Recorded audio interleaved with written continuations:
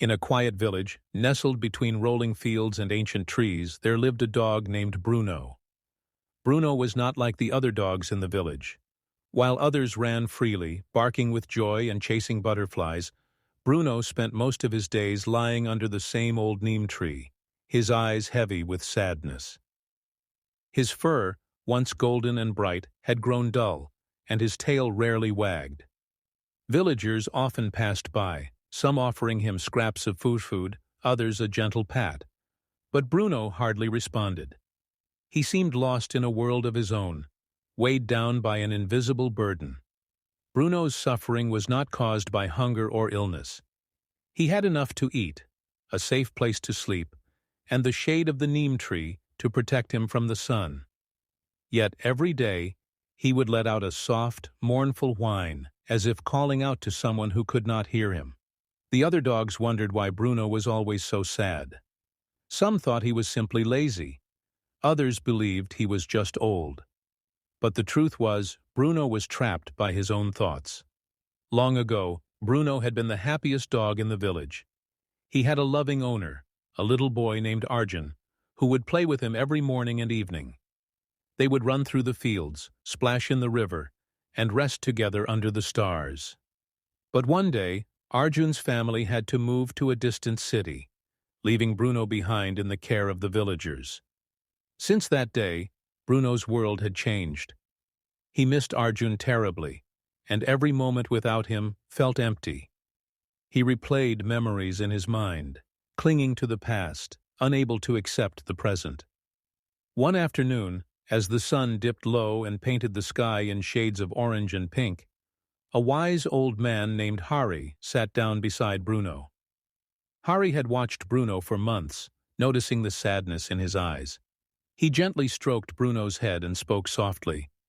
"Why do you suffer, my friend? You have food, shelter, and Plee who care for you, yet your heart is heavy. What is it that you seek?" Bruno looked up, his eyes reflecting years of longing. If he could speak, he would have told Hari about Arjun, about the laughter and love he missed so dearly. But all he could do was rest his head on Hari's knee and sigh deeply. Hari understood. He had seen many people, and animals too, suffer not from what they lacked, but from what they could not let go. Hari continued, "Life changes, Bruno. The river flows, the seasons turn, and nothing stays the same. Holding on to what is gone only brings pain. But if you open your heart to what is here, you may find new joys waiting for you." Bruno listened, though he did not fully understand. The words lingered in the air, gentle as the evening breeze. For the first time in a long while, Bruno lifted his head and looked around. He saw the children playing nearby, their laughter echoing through the village. He noticed the other dogs chasing each other, tails wagging, tongues lolling in pure delight. He watched the birds fluttering from branch to branch, singing their evening songs. The world was alive, vibrant, and full of moments he had ignored while lost in his sorrow. That night, as Bruno lay beneath the neem tree, he thought about Hari's words. He realized that every day he had been waiting for Arjun to return, refusing to accept that life had changed. He had built a cage of memories around himself, believing that happiness was only possible if the past returned. But the past was gone, and the present was quietly calling out to him, offering new chances for joy. The next morning, Bruno woke to the sound of a little girl giggling nearby. She was trying to tie a red ribbon around her puppy's neck, but the puppy kept wriggling away. Bruno watched, a faint smile tugging at the corners of his mouth. The girl noticed him and waved, her eyes bright with kindness. Hesitantly, Bruno stood up and walked over. The girl reached out her hand, and Bruno, for the first time in months, allowed himself to be petted. Her touch was gentle, and her laughter was like music. As days passed, Bruno began to explore the village again. He greeted the shopkeepers, played, ate with the children, and even joined the other dogs in their games. The villagers were surprised to see the change in him. His fur regained its shine, and his tail wagged with new energy. Bruno still remembered Arjun, but the pain of loss was no longer sharp.